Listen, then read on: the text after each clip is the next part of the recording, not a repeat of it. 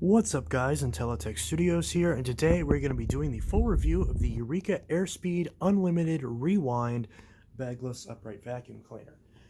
Now, this particular vacuum cleaner is pretty interesting. This is one that I've got about a year ago, or I should say I got it about a year ago, and it's been one where it's been very controversial in terms of I tried it, I actually rather liked it, and I, for a long time, planned on actually keeping it in my collection. But I found out that that sentiment was not really echoed within the rest of my comment section. And it's understandable why. I understand the complaints about this machine. But the truth is, I actually do kind of like it. But I did just sell this. Someone on Facebook Marketplace just bought this. I will be boxing it up and shipping it out to them tomorrow for a fair $39. So, if I liked this so much, why did I end up selling it? Well, there's actually one flaw that I found with this machine that made it kind of a no-go for me. And it's actually not what you think. So, with that in mind, we're going to go ahead and get into the full, in-depth review of the Eureka AirSpeed Unlimited Rewind, the newest Eureka that I currently own as of now. And sure, this isn't a machine that you can buy brand new, but there's still plenty of these floating around on the used market. And should you do what the woman who bought this from me did and purchase one of these if you find one in good condition secondhand? Well, we're going to go ahead and answer that, of course, at the end of this full in-depth review of this particular machine. Now, this specific Eureka is, where's the model number? It is, it's gotten a bit dusty from sitting. I'll have to clean it up a little bit more before I ship it off. This is Eureka model AS3030. So, obviously the AS stands for airspeed. Right here at the bottom, since we are already down here, we can go ahead and see what we have.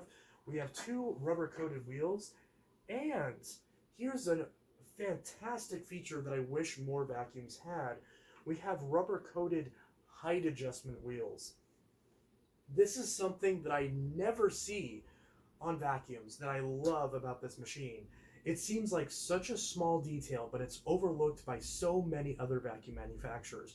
Plenty of other vacuum manufacturers that have brush roll shutoff switches for bare floors, some of them do have rubber-coated main wheels, which to me is mandatory on a machine with a brush roll shutoff. Otherwise, useless. You're going to scratch your floors. This actually went the extra mile and added rubber-coated main wheels. Now, the overall part of the wheels are still plastic, so that is there. They are not entirely rubber-coated like the back wheels are, but they have a little rubber-coated strip, and the design of them looks very similar to what you would see like in a wheel on a SIBO, in terms of it having the one little rubber strip that goes down the middle of the wheel. And it sticks out a good fair bit. And it actually does a good job at that. And that is something that I do really, really like. So that's one of the great positives of this machine that I'm going to get out of the way. And I hope that the person who bought this is really going to be using it on bare floors, because that is a good feature of this machine. And obviously, if she was only going to use it on carpets, then she could have potentially saved some money and got one of my cheaper Eurekas, like the Boss Power Plus that I just reviewed. So, up above it, we have the brush roll. And this brush roll is, I'm pretty sure this is plastic. It looks like Eureka's classic wood brush rollers, only painted orange. But I'm unsure if that is wood or plastic. But regardless, it is a very high quality brush roll. The bristles stick out a fair bit. They're very thin bristles, but there is a good amount of them. And it says right here on the front, deep cleans carpets and bare floors. I don't know how you deep clean bare floors. I guess the cracks and crevices in bare floors. In that case, that's good, because my bare floors certainly have those. One of the big reasons why I like my Dyson. In fact, the aforementioned Dyson of this machine says that it cleans better than, which it does. It definitely very much does. This does clean carpets better than the vast majority of legacy Dyson uprights, with the obvious exception of the DC-17. Actually, even that one might be pretty close to this. But this machine does clean very well on carpets, and it does a good job. We do have some ingest bars right here. That's fairly typical of a machine of this age. We have right here where the belt rides. We have a little bit of space right here. It is mostly going to be a blind spot. You do have suction all the way on this side, so you don't have center feed suction. Eureka vacuums have always had that problem. So you are going to get better cleaning on this side versus on this side, especially with that belt. So really, you're going to want to overlap your passes on carpets and bare floors in order to get everything, because the suction is not going to travel all the way over here to this edge. Now, the edge cleaning on this is about what you expect. It sometimes works, it sometimes doesn't. Edge cleaning on any vacuum that I've ever used, even a Dyson, is still not quite to my standard. So I always end up going around occasionally with a crevice tool anyways. But this is good enough to where, I don't have to go out of my way and use the crevice tool every single time I vacuum. Because I did make this my daily driver a few months back, and a lot of the memories of using it are still fresh in my mind. And I have used it a couple times since just to refresh my memory on that. So we also have some rubber-coated bumpers right here on the front. Obviously they're a bit scuffed up, so they're obviously doing their job at sort of keeping the whole front of it from getting banged up. You have a clear window right here, which I'm never a fan of on any vacuum, because after just a short period of time it looks really gross and there's dust and scratches on the inside of it. I am going to clean this up before I ship it out to the customer, since obviously that's going to look bad. Got some paint marks on the side. That shouldn't be too bad to get off, but this plastic generally doesn't play as well with that as something like plastic on the Dyson. So there is that. Up above, we have a 1, 2, 3, 4, 5 position height adjustment with a little dial. Obviously, in this case, since you do have a brush roll shutoff, it does recommend that you go all the way down for bare floors. And since this does have a brush roll shutoff right here, it actually is accurate. So that's very nice. In the case of my carpet, I would have it on the second highest carpet setting because I have relatively deep pile carpets. Even though these actually aren't all that deep of carpets, they're kind of treated that way by most vacuums. Sometimes I can get away with the middle position, but either way, we'll figure that out. There are 2 screws right here on either side, and then there's 2 more screws on the back. You remove these 4 screws and you lift the top cover off in order to change a belt. You do have a long life belt right here. I forgot the belt style off the top of my head, but I will put that in the description, the type of belt this takes. I believe it takes a style U belt, but it might take a different belt because of this clutch, but again, I could be wrong about that. We do have a brush roll on-off right here. Whenever it's all the way up, that means that it's in carpet mode, and whenever it's down, like that, it's in bare floor mode. It snaps back up, so it's kind of hard to see. But as you can see now, the brush roll spins freely, and we can see our brush roll is in excellent condition. It spins perfectly freely, no issues there. So you do have to push on this kind of hard to get it in bare floor mode, which I don't like. And you do have to, I'm pretty sure you have to manually put this in bare floor mode in order to get the brush to shut off when it's upright, but I'll again check that whenever we go to use it. But I'm pretty sure that is the case, just like the Hoover Tempo, where the Hoover T-Series Tempo that I just got and will be reviewing soon. Just like on that machine, this is not automatic, so you have to push it down into the bare floor mode while you use the tools so you don't burn your carpets. But that is still a feature I really like, because that was a feature on a few Hoover uprights that I just tested, and the Musu that I just tested as well. So since this has a brush roll shut off, you don't have to worry about that because you can just turn it off. So I do really like that. Let me just make sure that I'm still in frame real quick before we continue. And we are. So one other thing is, if we turn it around on its side, we can see right here is the red power button. And right down here underneath is the handle release. Very easy enough to put all the way down.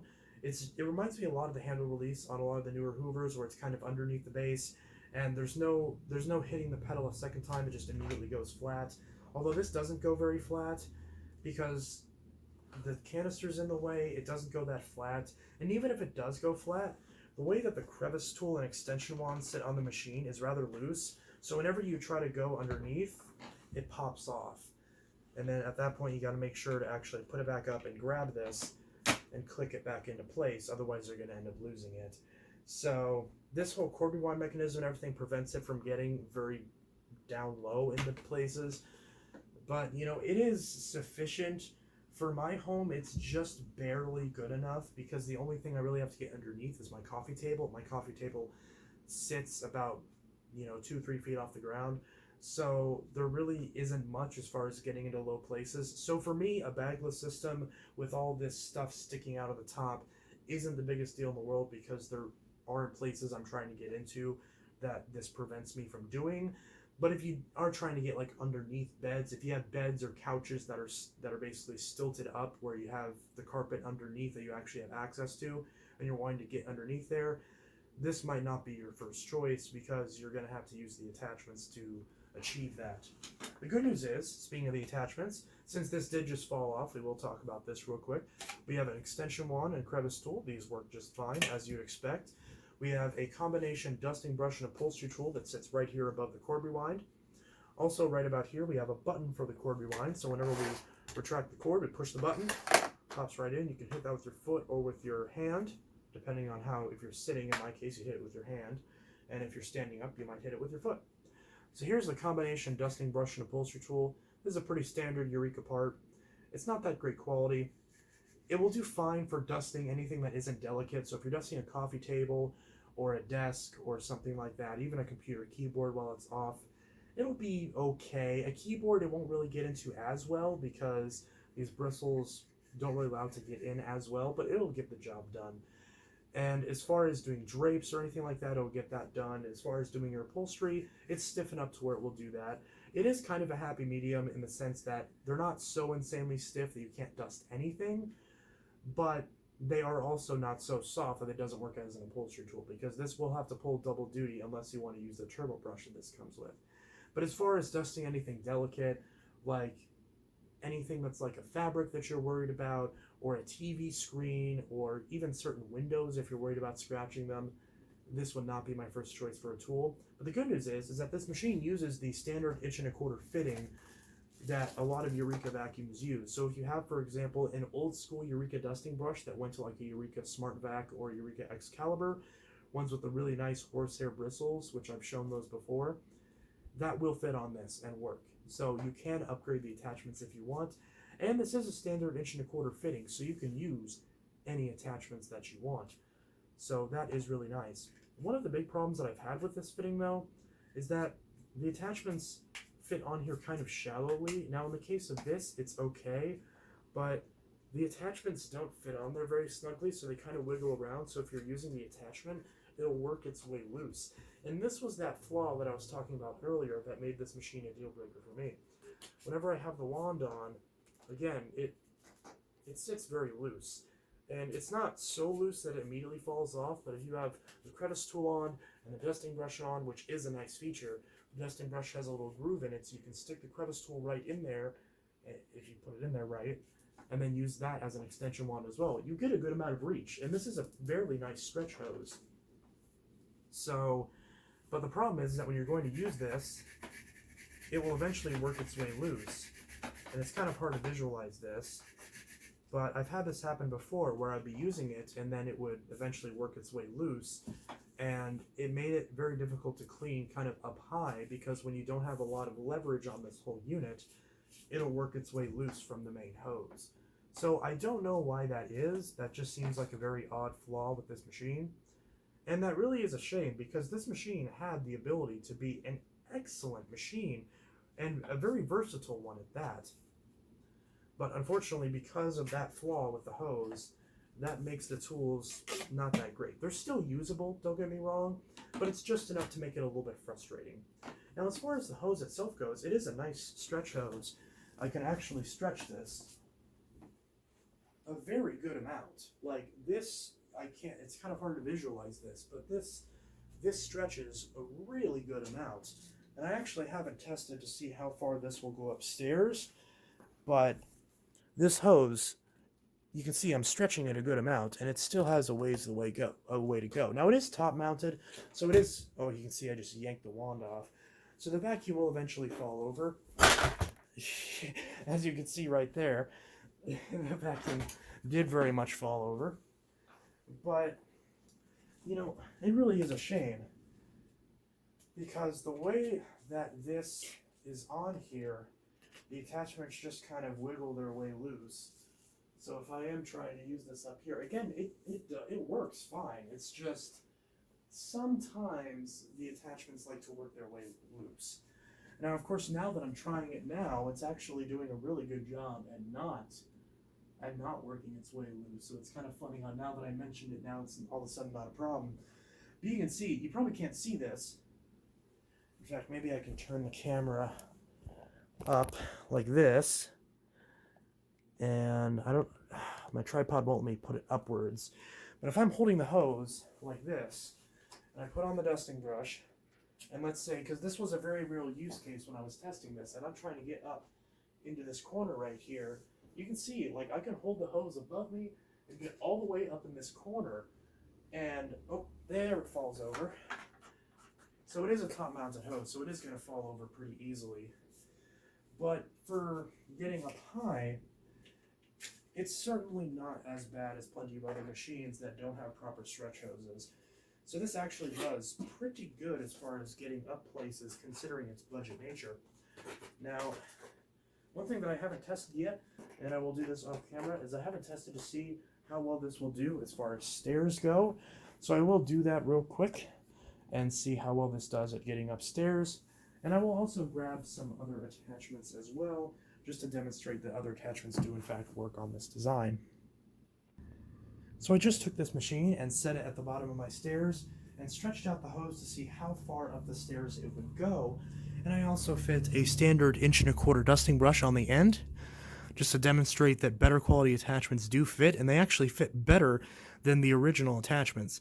So if you do have problems with the original attachments not fitting well on the end of this hose, like I did in some cases, all of the standard 1.25" attachments that you get will fit on this with no problems. So that is a really nice feature. So we have this dusting brush right here, and it fits on with 0 issues. And I can go all the way up the stairs and do all of my stairs. Obviously, this dusting brush isn't the best example as far as a machine to go upstairs with. You probably want some sort of upholstery tool, and I will grab that in one sec to visualize that. But the point is that it went all the way up to 10 steps with no problem. And my staircase is a normal 12-step staircase. I did 10 steps very comfortably, which a lot of vacuums, once you get up to about the 10th step, you're really stretching it and you can't really get the 10th step all the way. This was the case with the Legacy Hoover Elite Rewind, the one from 2006. And it was also the case with a good number of Dyson vacuum cleaners, where a lot of times they would get to about the 10th or 11th step and just kind of not get all the way there. They were just short enough to where you had to do the last step from the top of the steps, which can be a little bit dangerous depending on how you do it, but it's not the biggest deal in the world. This machine is actually in the exact same boat. I was able to get 11 steps comfortably. I was able to get 10 steps comfortably, get to the 11th step with no real issues, and you could tell the hose was pretty stretched out at that point, but I could still get every corner of the 11th step. And as far as the 12th step, I can kind of get part of it, but if I wanted to really stretch it and get to the 12th step and get the last step before the actual landing, I could do it. Or if I laid this machine down against the step so I had a little bit more space, I could totally get the entire staircase just barely, but still much more comfortably than a lot of other machines. And that's saying a lot. So this machine is surprisingly versatile. Not only can it do bare floors, but it can also go all the way up most staircases. And especially if you have a landing in between your stairs, this is not a problem at all, because you can park it in the center landing halfway between your stairs after you've done the bottom set of steps, do the top set of steps, have the brush roller shut off in bare floor mode so it's not spinning, and even adapt some nicer attachments to this hose to get an even better cleaning experience. So I am very much a fan of that on this particular Eureka. Just very quickly to illustrate the point that I made in regards to being able to fit any standard 1.25" attachment to this machine. Like I mentioned, the attachments that this machine comes with are not the best quality, but since this is a standard 1.25" fitting, that means that any attachments that have a standard 1.25" fitting will in fact fit on this machine. One of those attachments, as an example, are legacy Dyson attachments. So if you have an old Dyson DC07 or DC14, DC17, that sort of thing, not the 25 or anything like that have the push button lock, but you have any of the older Dysons that have a friction fit that aren't the DC15, then you're not going to have any problems with fitting those tools on the end of this. So if you have a Dyson turbo tool, like this is a Wesselwerk Dyson turbo tool that came with the very early DC07 animals, that'll fit right on top of this connector right here. So if you want a really nice quality turbo brush on this machine, you can use that with no problems. if you want an upholstery tool, in this case the mattress tool for Dyson, this will work just fine. This one does sit a little bit more loose on it because the actual stop gap is right here and the hose doesn't quite go that far. So this one is a little bit loose. I could probably shake it off. There we go. But it does at least kind of fit. Same story with this multi-angle brush. So if I want to put this on the end of the wand, in fact, let's see if this will fit on the end of the wand. And it kind of does, not really. It's kind of a tough fit. But that is an option. As well as if I want a better quality dusting brush, that is an option as well. This also means that if you have any standard 1¼ inch attachments like Wesselwork attachments, something like a better quality floor tool and some extra extension wands, if you don't want to use the brush head on bare floors, that's another option as well. So since this has a standard fitting, your ability to use all sorts of different attachments make this machine very, very versatile. And that means that you can use it for pretty much any cleaning need that you would really need. And that is something that I am very much a fan of. So, with all that taken care of, we will go ahead and plug in the 27-foot cord on this machine and go ahead and get into our carpet and bare floor pickup tests. Alright, so here we have our standard pickup test, and we have our potato flakes right here on the floor. We have the machine with the brush roll turned off and the height adjustment dial on the bare floor mode.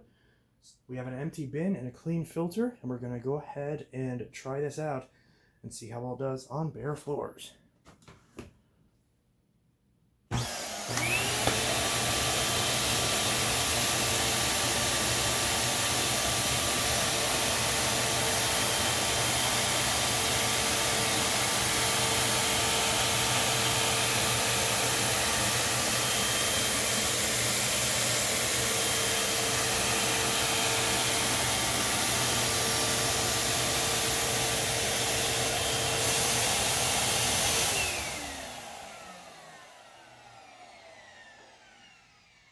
Okay, so we did also make sure that the actual floor mode is selected. So the dial on the side is on floors. Obviously, if it wasn't, it wouldn't have picked anything up. So we can see we have a good amount of stuff in the bin, and we can hear a good amount of stuff rushing in. So we're just going to check and see. Ooh. Dang, so this is not the best result. We have a good amount of fine debris on this floor. That's not great. Again, the brush roll was turned off, and we did vacuum up all of these particulates in the center of the machine because that's what most people would do. But I also kind of had it a little bit off to the side to try to be a little bit closer to the actual inlet, just to be a little bit more fair to the machine. And we still, all the big stuff is gone, but we have a good amount of fine debris on the floor.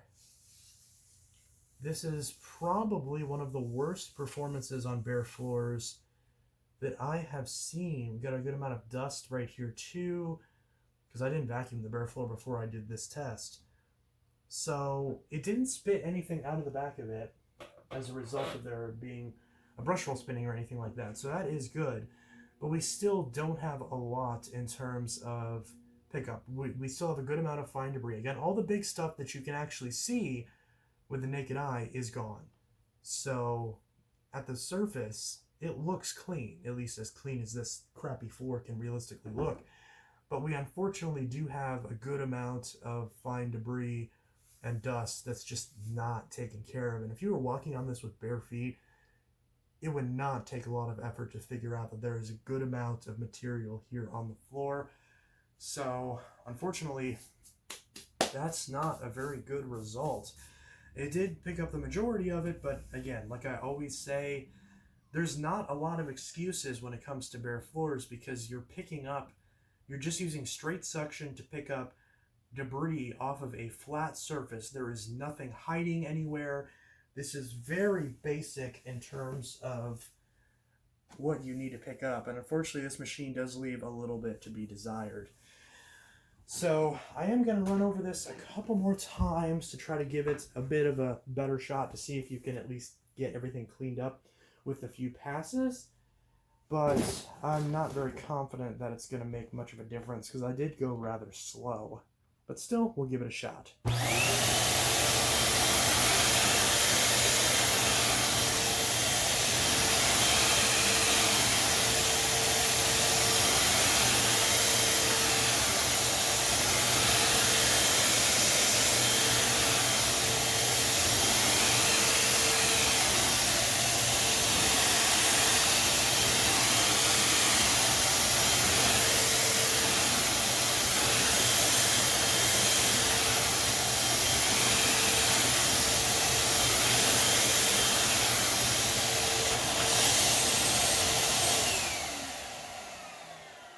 And let's see if that at all made a difference.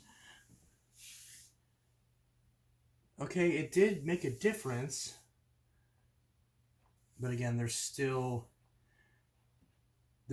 a good amount that is not picked up. And I can also notice that the cord rewind is actually attempting to pull in the cord a little bit, despite the fact that I did not push the button. So overall, its performance on floors does leave a good amount to be desired.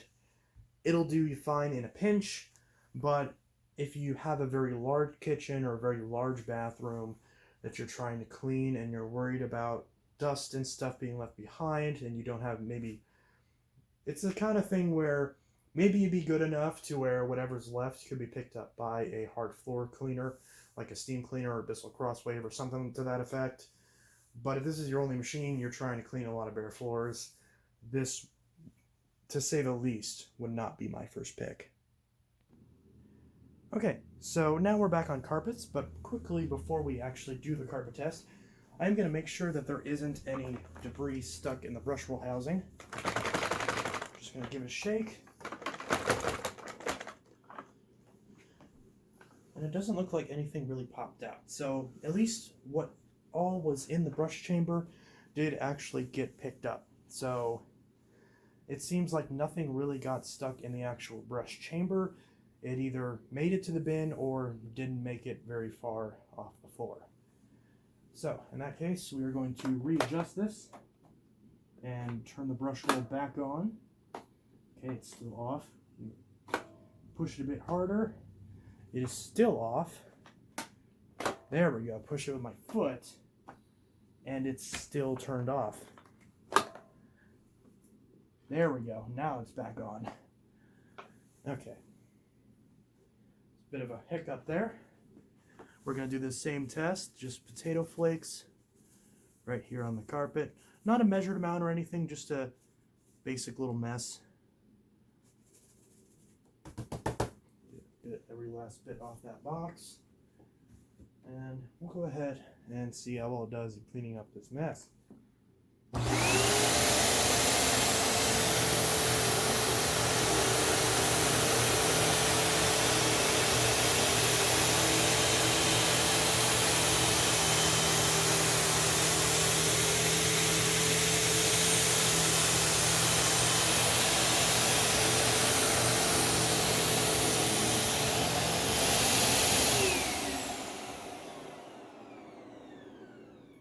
So the good news is that the result on carpet is a lot more promising than it was on bare floors.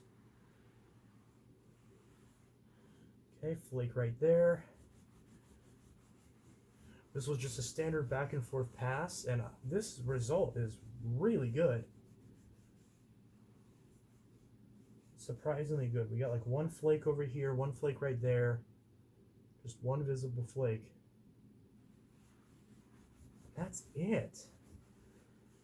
This is probably some of the best, even though this was probably some of the worst results that I've seen on bare floors, so far this is some of the best results that I've seen on carpets. So the performance of this compared to the Eureka the Boss Power Plus with a Maxima is greatly increased on carpets.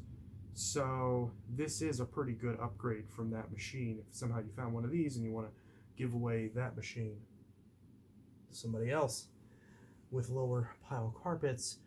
And obviously this machine does it a lot quieter and with better filtration, that machine as well.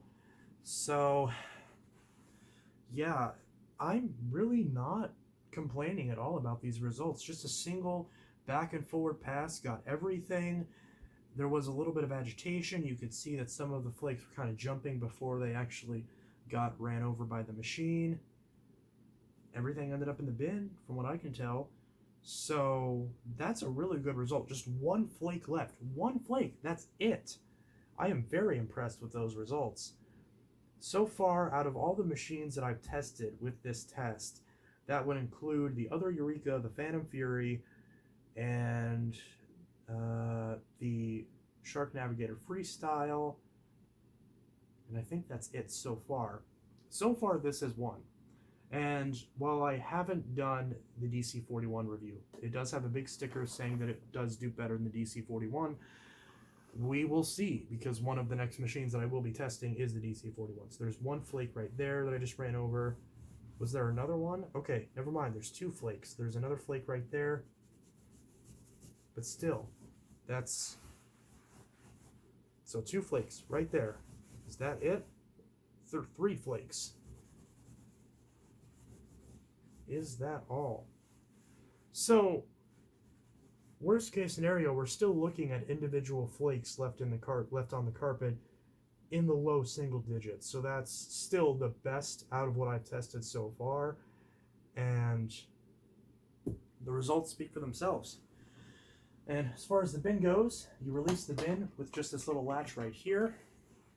Here is everything in the bin. Some of it's kind of stuck up here, static clean against the top. Let's see what the filter looks like after that. Filter is still spotless, but of course we haven't done any real cleaning, just a couple spot messes.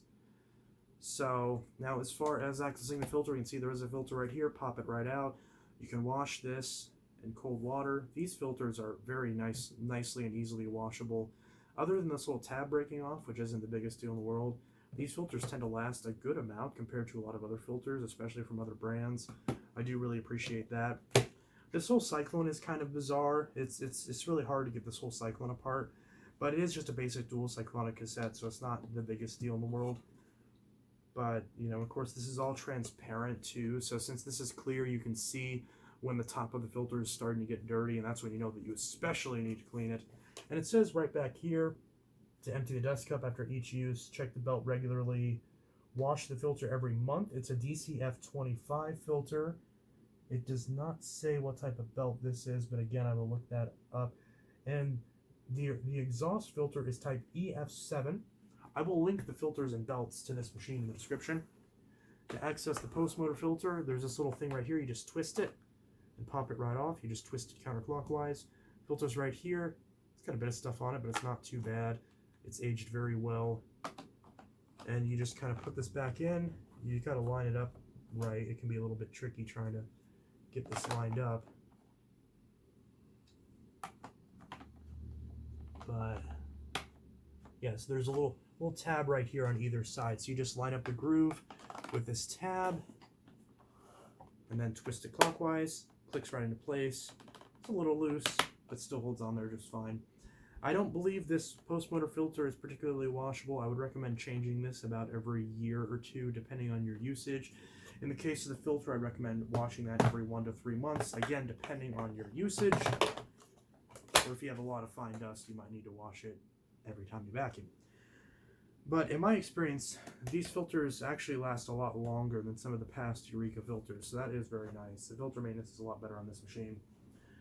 So, yeah, that is pretty much that. The only thing to mention left is this turbo brush, which does work pretty okay. I will demonstrate that in a sec. So, that is pretty much that. I will go ahead and empty out all this debris, because why not? Let's make this fun. See, some of it got trapped in the dual cyclonic cassette as well. So there we go. We have a good amount of stuff right there. There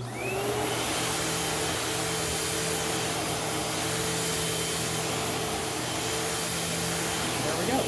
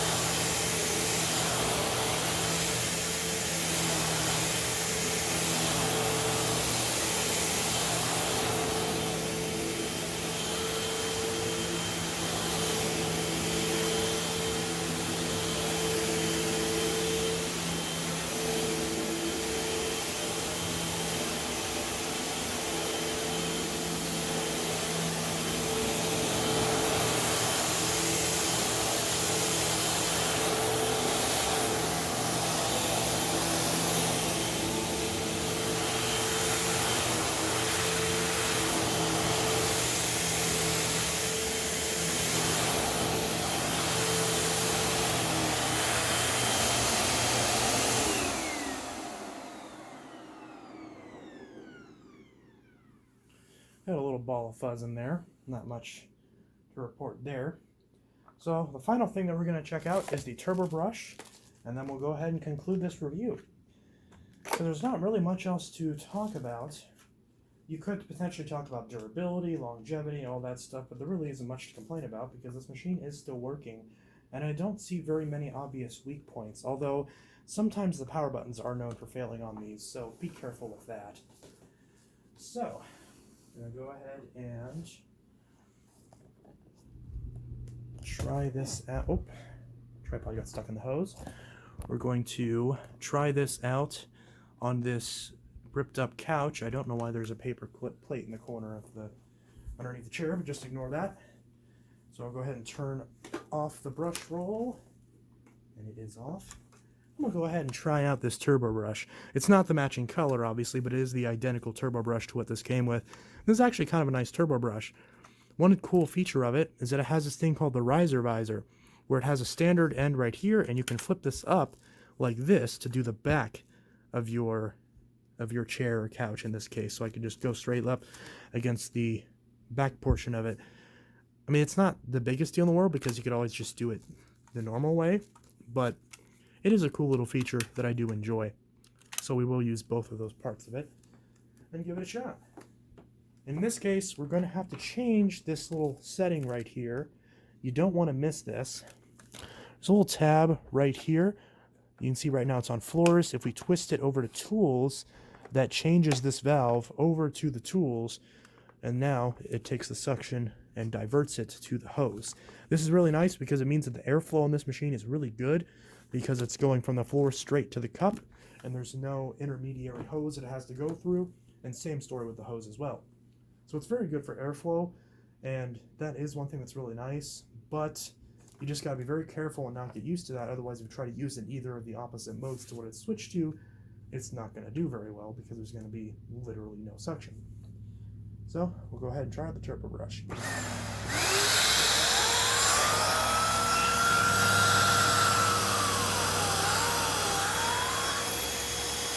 Oh.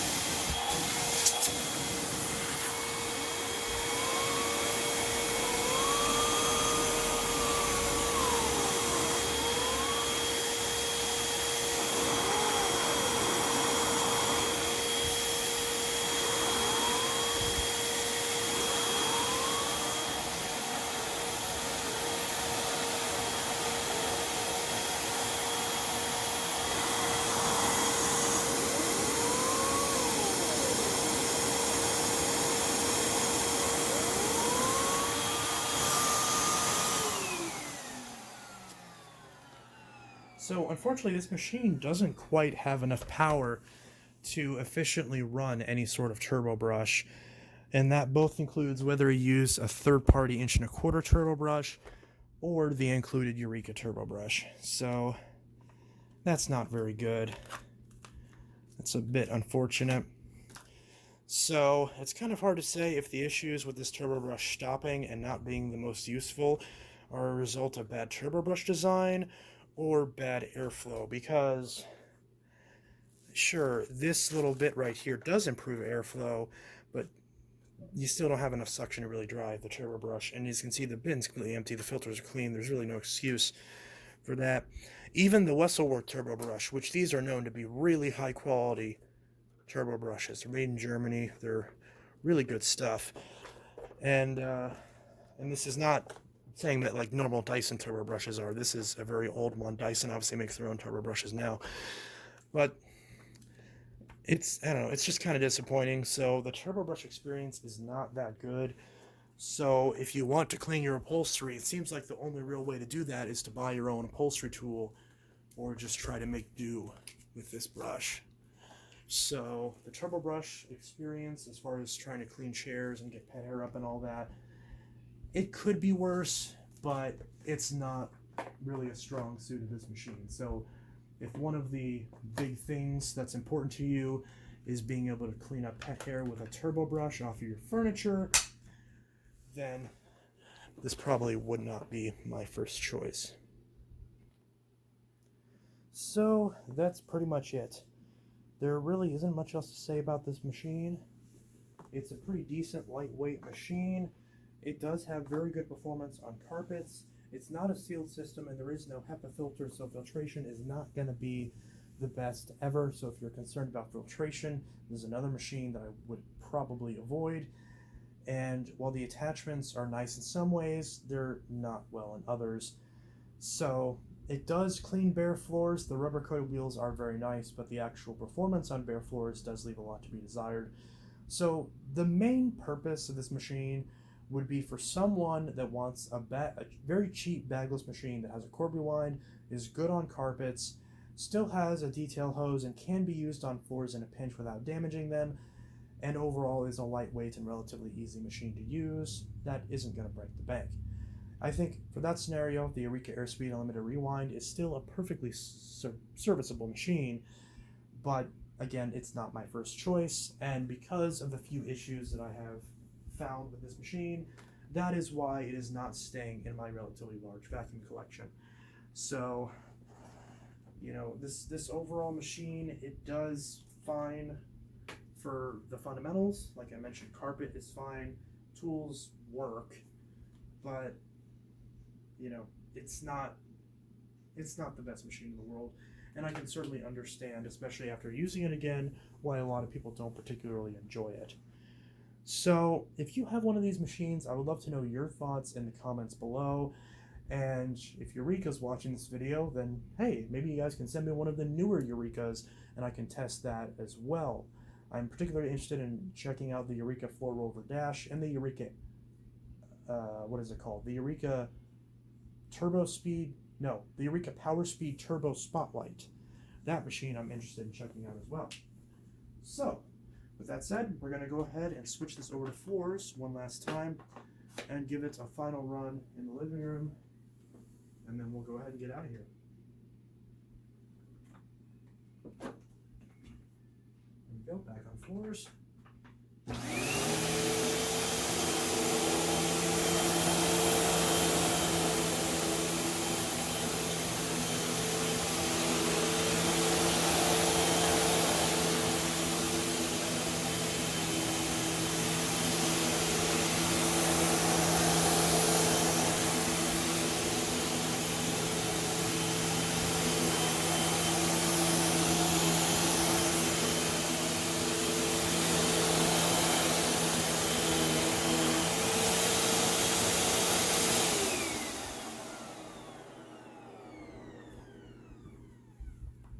Anyways, this was Untitled Studios signing out.